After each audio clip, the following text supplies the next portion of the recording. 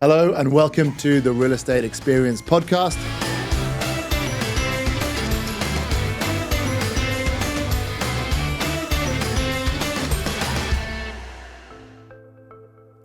Hello and welcome to the Real Estate Experience podcast. I'm Ben Crompton. You might know me from my other podcasts, Two Fat Brokers, Attack of the Killer Tomatoes, and Pacific Rim.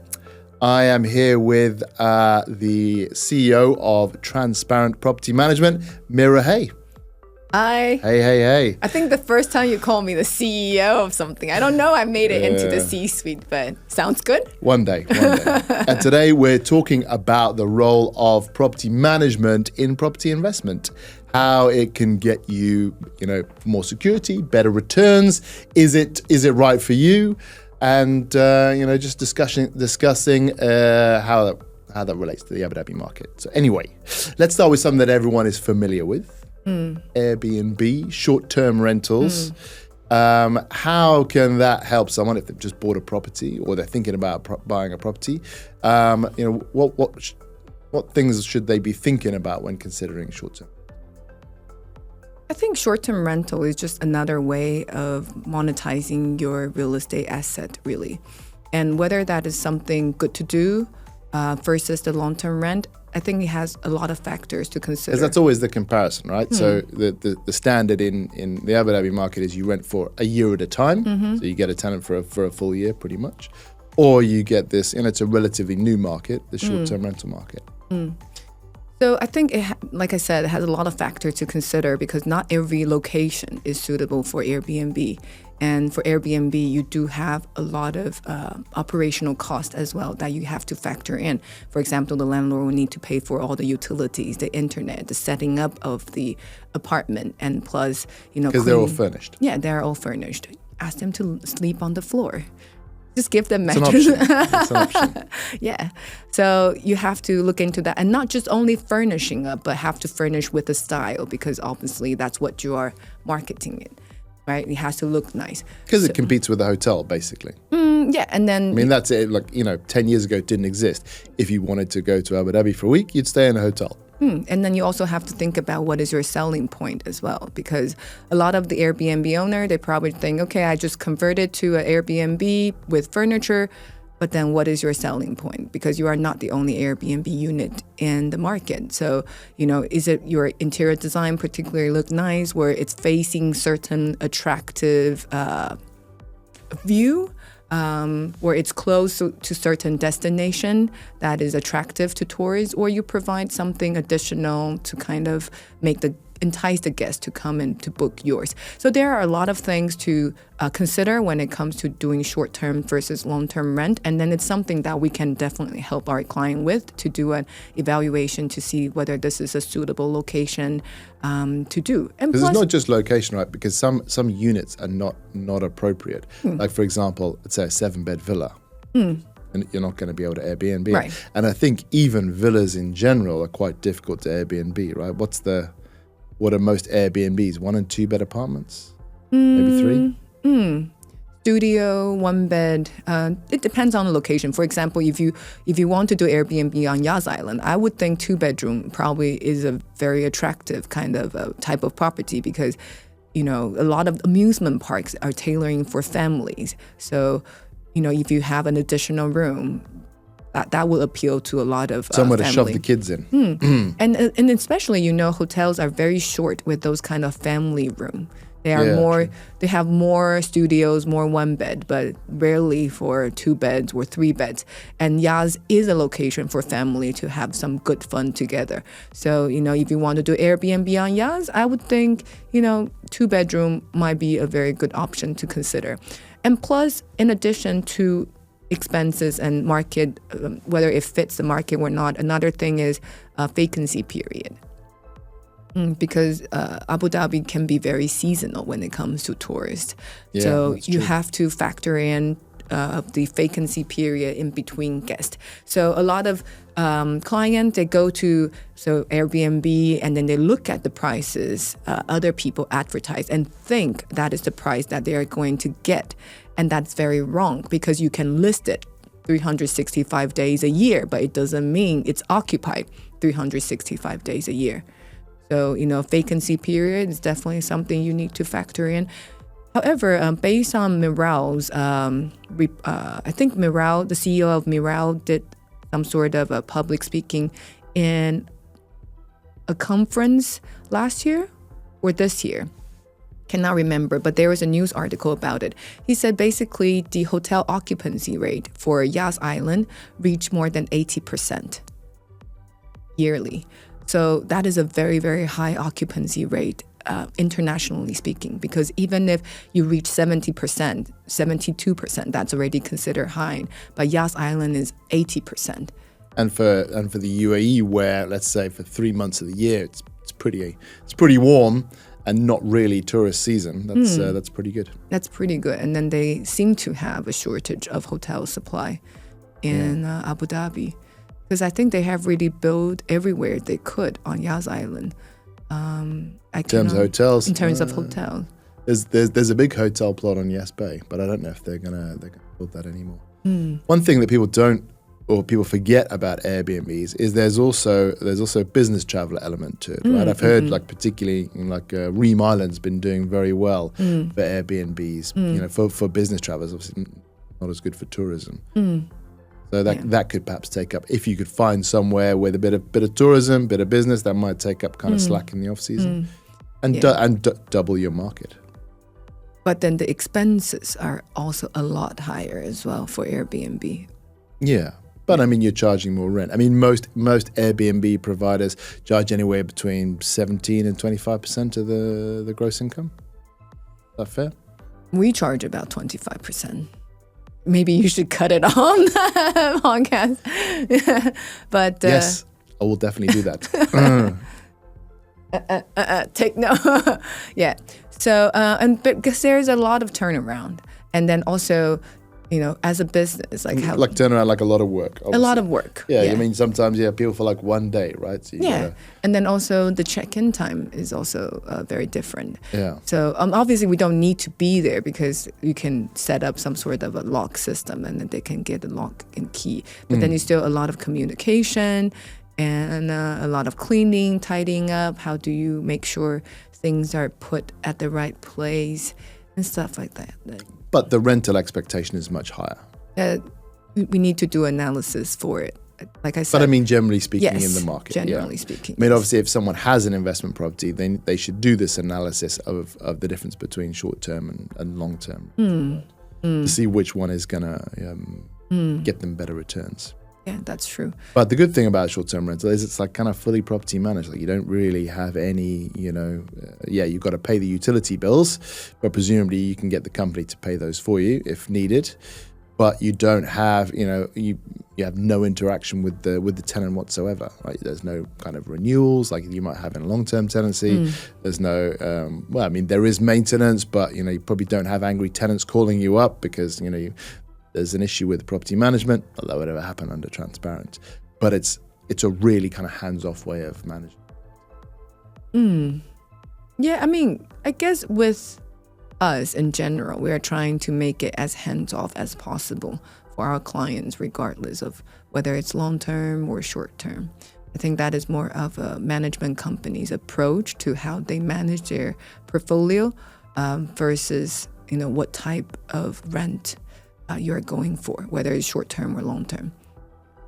So what do you think of the let's say profiles of clients that you have for your standard property management where you just do the annual rent? What kind of profiles do you have? Obviously, overseas owners.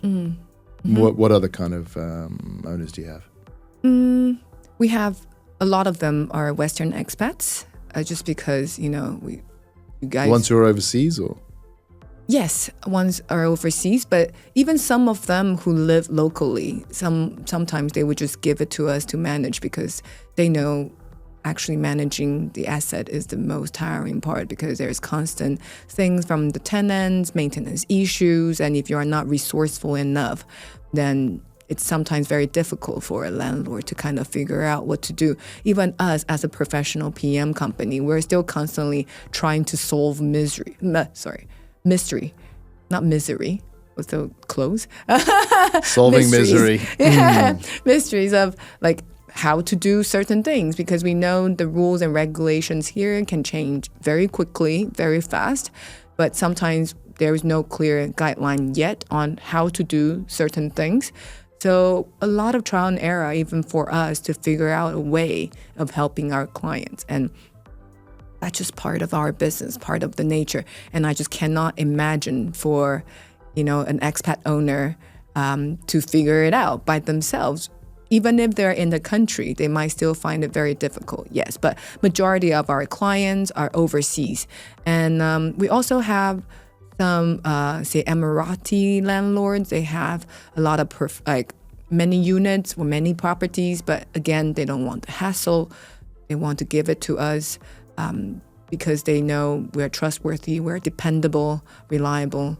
And then that is something really set us apart from majority of the service providers in Abu Dhabi market for property management. I mean, I think it's something you see, more in the West and more in Dubai, and not so much in Abu Dhabi, but it's becoming more popular, is paying to save yourself time. So, I mean, if you just talk about leasing, the traditional way of people finding things to lease is to walk from building to building, asking the natur, do you have anything for lease? How many bedrooms is it? Like, what's the rent? And so it's an incredibly time-intensive way of doing it. But they save the 5%, commission.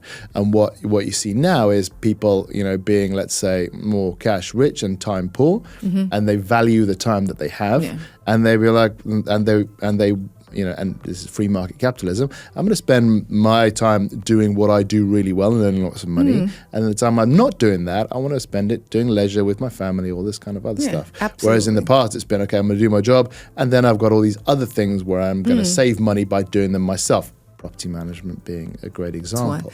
And the funny thing is, like, both of us give our properties to Transparent Property Management to manage. So that we don't have to do it ourselves. So we don't have to do it ourselves. Even though I'm in the business, I'd much rather just sign a contract with my own company and then give it to them to manage, because it's a lot of work, seriously.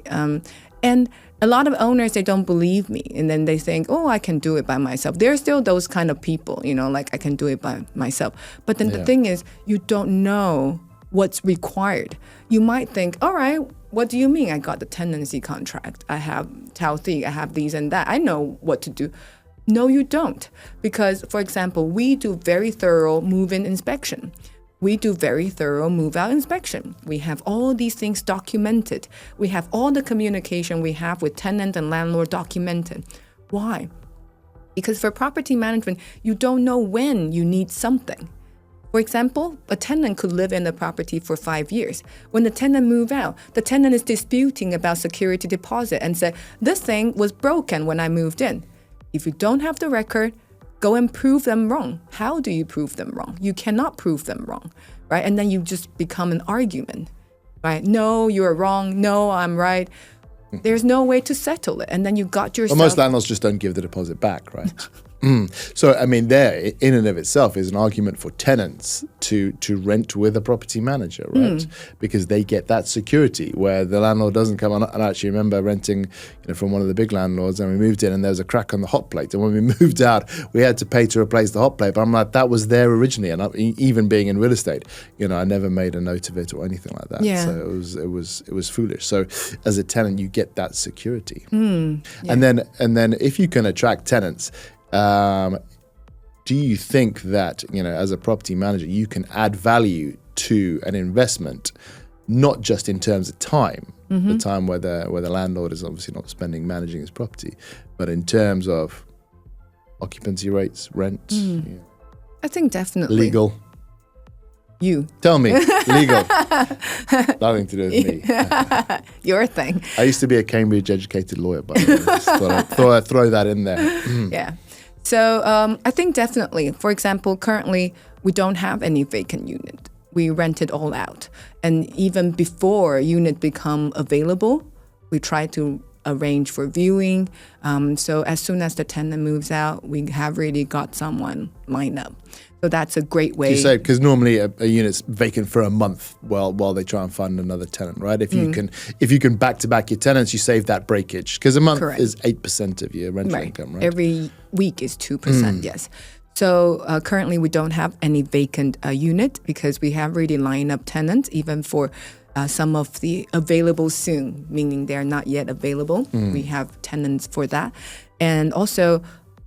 Currently, we have quite a long list of upcoming available units, but it's not because we don't retain the tenant well, but because landlords want to achieve better rent by finding new tenants. So they want to evict their current one. So you think we should cut this out of the podcast too, Meara, because you're going a little bit off piece there. No, allow me to explain what I mean. Please do. Yeah, the reason why the landlord does that is because we inform them about the market situation. So they know what is the market rents. The market rent. So the landlords know what are the market rent that they can command. And then we take care of all the hard work of, moving out the current tenant, settle security deposit, and then find a new replacement tenant for the landlord. And I think if you're an overseas landlord, you might just feel, this is too much work. I'd much rather just stick with my old tenant and then just carry on. But the market is different. For the old tenant to renew. Yeah, to renew because it's so much work to, move out an old tenant and then find a new tenant. But with us, we inform you what is the market situation. Why can't you just raise the rent on your tenant? Because there is a cap, right, in Abu Dhabi of 5%. So you can only raise the rent 5%? Legally, yes. We try to do things legally. I'm sure there's no illegal way of doing it. Yes, but then we abide to the law, so we do things legally. So it's 5% rental increase. So if a landlord wants, or if the market is above that, then the landlord's only real recourse is to ask that tenant to leave and find a new tenant. Legally speaking, yes. Yeah. Okay. I mean, it's a shame the way that works, but I suppose that's that is the current. The way the market is.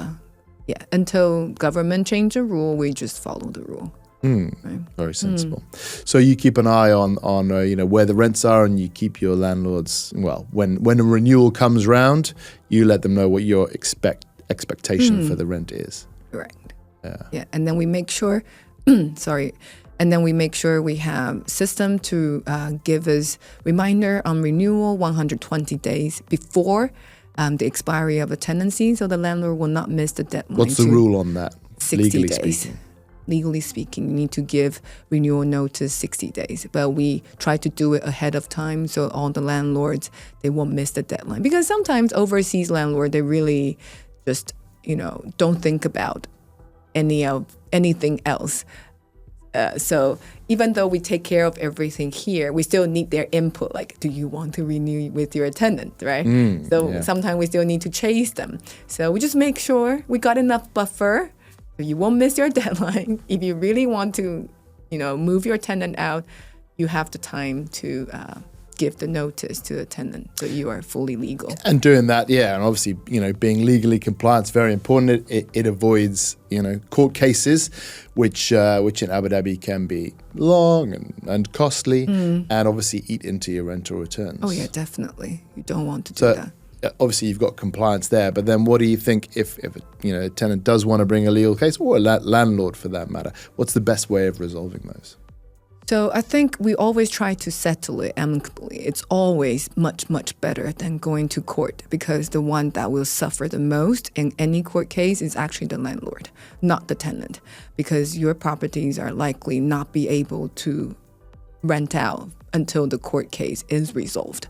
So we always try to advise our landlord. We will try to facilitate the conversation and then the negotiation and then communication to settle things amicably. It's at the favor of our landlord. And so far, I think we have only ever had one court case in our company's history. Again, touch wood. And then it wasn't really, what does that look? It's not wood. I think it's some kind of plastic. Oh, right. I thought you mean like I haven't bothered you enough with legal advice. You are not happy about that. So, and we only have one court case so far, and then it wasn't really because of us. So we got dismissed from the case very early on.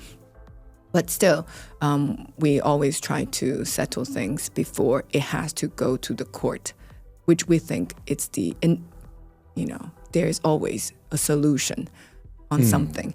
If you are attentive enough, and then if you are proactive enough, and then if you are a problem solver, like trying to solve problem for your client and also for your tenant and trying to forge a solution and agreement, a lot of things can be done before going to court case. Yeah, I don't think anyone ever wants to go to court. That's rare.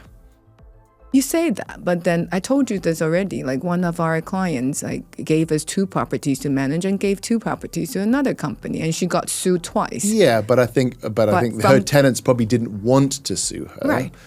They would rather have settled somehow. Exactly. Yeah. And then so she was like, why the portfolio with you guys are so smooth? Like everything is just so smooth. And then why did I get sued from the other portfolio that she gave to the other company twice?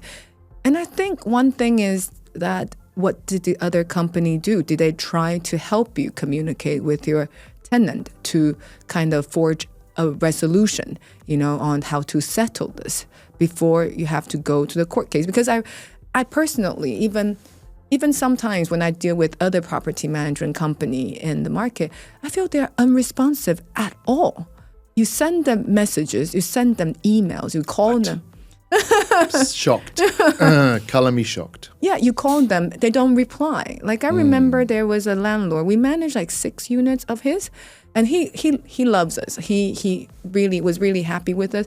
But unfortunately, he had to take mortgage with the bank, and then the bank basically told him that you have to use our appointed service provider for property management service. So he had to switch from us to the other company. But because we helped him from the handover of his unit, so all the utility account was still under our company email address. So we still get like bills for chill water, capacity charges, and those things. And then we will forward it to his new property manager and say, hey, this is the bill you need to pay, or you need to transfer the account, to yourself or whatever. No one reply. No one respond. And then I have to eventually contact my client, the ex-client, and say, I'm sorry, but I kept on getting the unpaid bill reminder for your units. I tried to reach out to your new property manager. No one is taking action. That's why I'm forwarding to you. Perhaps you can settle it from your end. So... Right. Yeah. So, I mean, in terms of obviously you pitch to people property management a lot. Obviously, overseas landlords are pretty easy because they're not here. There's the time-saving element. If a landlord is here, not wanting to deal with it. There's the staying on top of the market in terms of rents because you're in the market all the time. And obviously avoiding legal cases. Any other reasons why a landlord might get property management with transparent property management? I think first of all, in Abu Dhabi, I really strongly think we are probably the best property management company. I don't say I would agree. But then I don't say it because, this is our business. We own this thing. But it's true because Abu Dhabi, first, you don't have many choices when it comes to having an independent property management provider.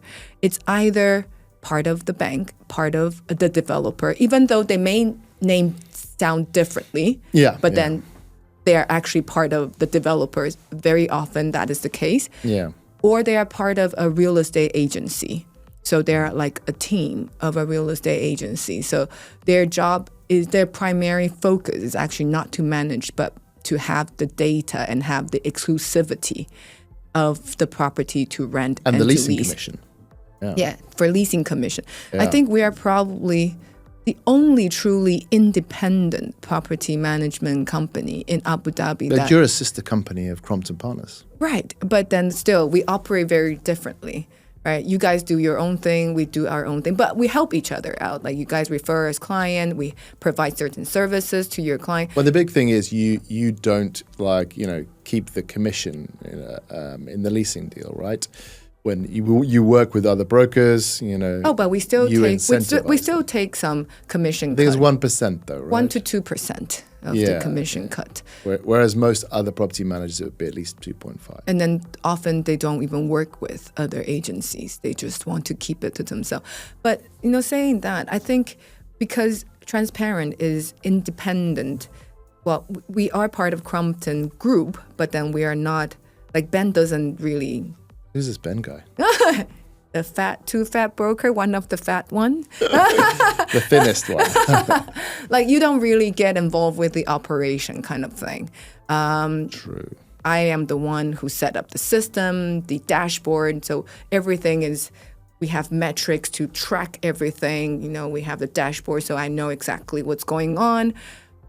We have our own company structure. We do our own hiring. We do our own training. So I think fundamentally, we know what is the focus of property management, which is different from leasing and sales. Our job is to save our owner time and effort and money. So in TPM, we stress a lot on being a proactive problem solver. We are not just a messenger, like, the tenant say, and forward the message to the landlord. And then the landlord say and forward the message to the tenant. That is not problem solving. That is not managing the property. We don't do that. But you'll be surprised. That's how properties are managed a lot of the time in Abu Dhabi. And also, we emphasize a lot on preventative measurement, like try to prevent problems from happening is more important than solving the problem when it has already happened. And that takes a lot of planning. You have to plan into your SOP procedure. So your team members, your staff knows what to do at what time, right? And then you have a system to remind them, when do you need to do what? And then you have a system to tell them like what documents you need to save to avoid problem. So there's a lot of thinking and planning and designing in the company's SOP. The boring part. Yeah, to prevent problems from happening. And true. when problem does happen, then how do you solve it? And then those things takes a lot of training and also thinking and planning and implementing and trial and error. And I think a lot of the owners underestimate that. And I think a lot of companies who claim they do property management in the market, they don't see the value of that. And then they don't do it because their job is in leasing, in sales, because that's what makes the money. It's not property management. It's not maintenance. But if you really want to manage well, that's what you need to do. And I don't think other companies do that here. So, yeah. We are the best one. Thank you, Meara. Oh, I that's think it? that Okay. was that was a very good overview of the benefits, I think, of property management to investors. Yeah, can I just say one last thing? We're also opening up not. our office in Dubai. So In Dubai. In Wow. Dubai. So successful, you're spreading your wings. Yes, That's good to hear. I'm taking you there too. I will never go to Dubai. Never. Yeah. Yeah. Okay. Well, that's been the real estate experience. I've been Ben Crompton. Meara. Yeah, and we've been talking about transparent property management. Thank you very much. We'll see you next time.